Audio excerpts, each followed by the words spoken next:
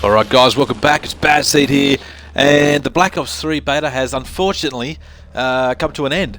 I say unfortunately because I had an awesome time on it. I thought the whole thing ran really smooth, apart from the odd laggy game here and there, but that was that's expected no matter what. So I had no freezing issues at all. And also, no waiting in lobbies for ages. So, and do you guys reckon this guy looks like Master Chief from Halo? He looks exactly the same. But like I said, no problems with it, with the beta whatsoever, really. Connection-wise and console-wise, it was all fine. It was all good for me anyway. So I played on wireless as well, and like I said, had the odd laggy game, but that happens in Call of Duty no matter what state it's in, whether it's a beta or a full retail game or 2 years down the track, you're still going to get lag. So you can't help that with all the amount of people around the world playing at the same time.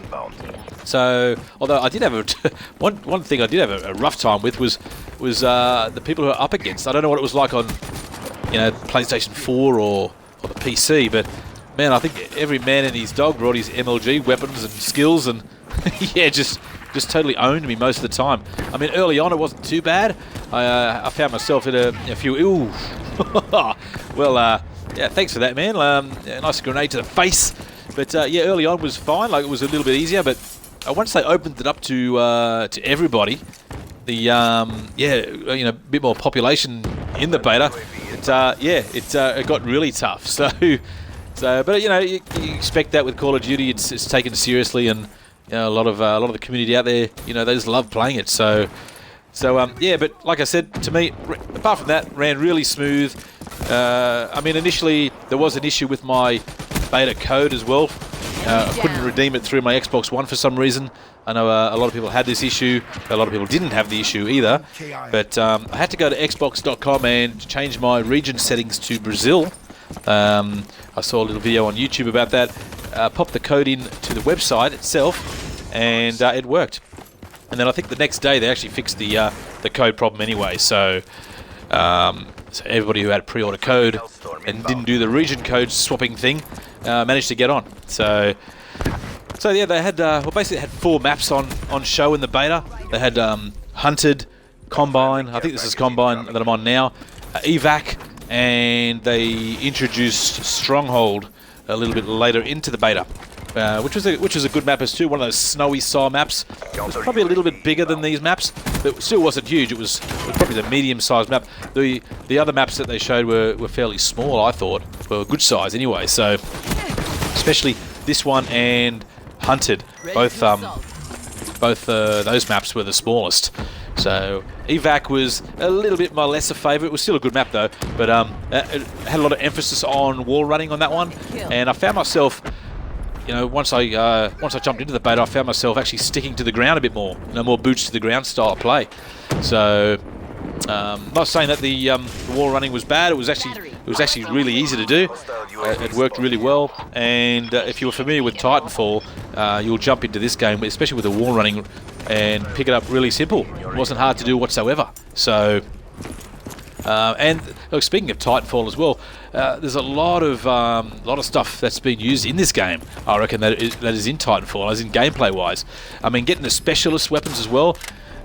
Each specialist has some sort of weapon or ability, and to get the weapon / ability, you didn't have to do anything. You could have just sat in the corner and not killed anybody, and you eventually would have got the specialist weapon. But obviously, if the more you do in the game, the better. So the more people you kill, the more you play the objective. These specialist weapons come along a lot faster, just like the Titan did in Titanfall. So. So with the specialists as well, I mean, they are people were whinging about them being a little bit OP, but the specialist weapons are meant to be OP. They're a little bit of a treat, a little bit something different, and most people only got them 2 or 3 times in a game anyway, and if you're any good, you'll get maybe 4, maybe 5 times, who knows? But there was I don't think there was any need to nerf or maybe a buff on 1 or 2 of them, but I don't think they have to change it too much. As I call in a care package here, and I actually get a lightning strike. So, and I go, oh, haven't had one before. And, oh, the game ends. So that was the end of the game. I got my lightning strike. I thought I could use this on this map, get some big kill feed. Yeah, the game ends. So anyway, we won the game. That's all that matters. Badsid comes in number 3 for his team. And there's a little example of some wall running here.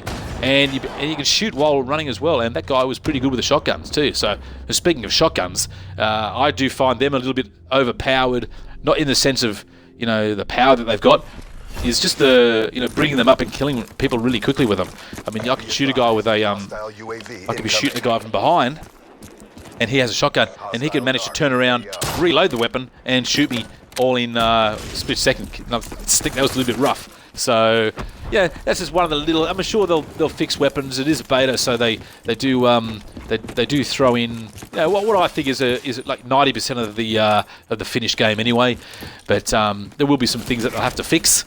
So I'm sure there'll be some weapon buffs and nerfs. There already has been some weapon buffs and nerfs in the actual beta itself. And speaking of nerfs, one of the specialists got nerfs, and it was the rejack ability, where you could, if you did fall, like, it was similar. People were complaining it was too similar to Last Stand. Now, Last Stand was totally different because you could fall back, you can't get killed, kind of thing, for a split second, bring out a really overpowered pistol and shoot people, and the guy would be pissed off. But rejack, it's a lot slower. You fall back in a puff of smoke. It takes you a couple of seconds to rejack and bounce back out of it. Now, any smart player, all they would have to really do is just hang by the smoke a little bit, throw a grenade or two in there and kill the guy. But people were whinging that it was OP, and Treyarch and Vonderhaar unfortunately gave into these people and took the ability away. When you rejacked, what you could do is continue on your streaks. Kind of like the support streaks from previous, like MW3 and stuff like that, where you could keep your streaks. But they took that away, so now the only thing that you can really get out of rejacking is keep your medal streak going.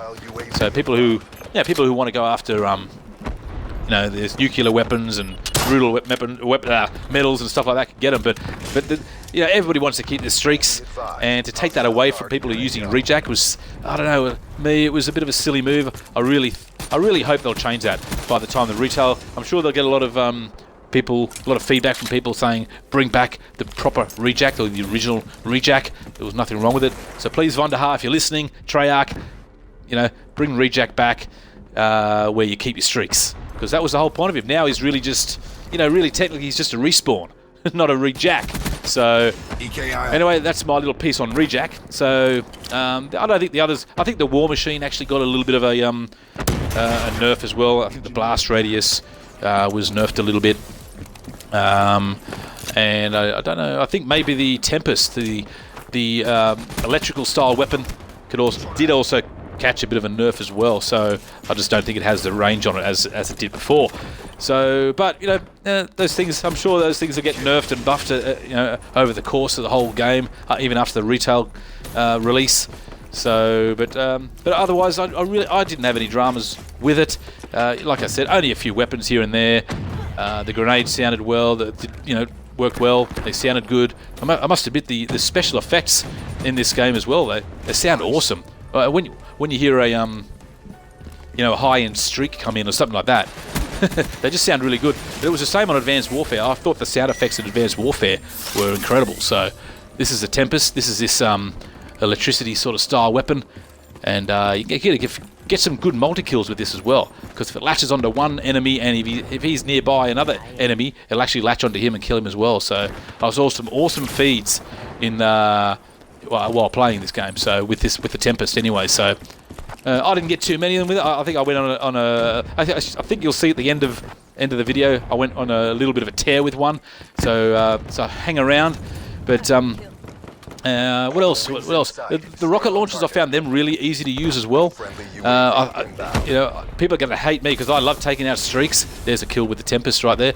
I love taking out streaks, and I could take out easily two airborne streaks really fast with the rocket launcher. So now the usual suspects are back when it comes to game modes as well. TDM, free-for-all, domination, demolition makes a comeback. Kill confirmed, hardpoint, headquarters. I think that makes a comeback as well. Capture the flag and search and destroy. Now, Search and Destroy, I never really played, neither did I with Capture the Flag, but they did bring back a nice little, well, they didn't bring one back, they actually introduced a new game mode called Safeguard, where you have to escort a robot from one side of the map to the other. Each team gets a go at it, and it was the most fun. Once that came out, I didn't really play much else.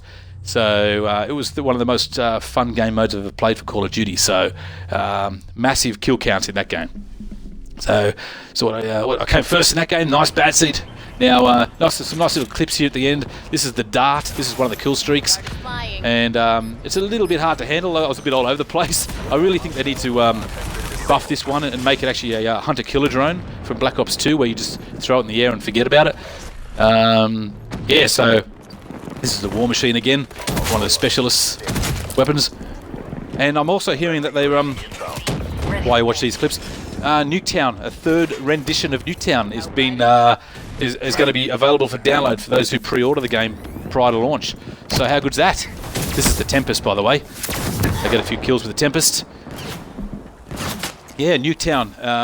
Nuketown 2065 or something? It's coming out soon, so that'll be cool. It's a very popular map. Yeah, you either love it or you hate it. And look, I've always been a fan of Nuketown. I like Nuketown. I'll vote it every time it comes in.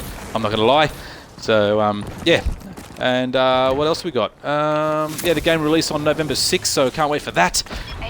Some big games coming up, guys. So yeah, so get on them. You'd be happy to know some big games coming towards the end of the year. So anyway, guys, you tell me what your experience was like on the BO3 beta. I found it awesome. And here's me with the HCXD. And I get a nice little triple kill at the end here. To see them all clustered here beautifully. Yeah, so anyway guys, let me know what you thought.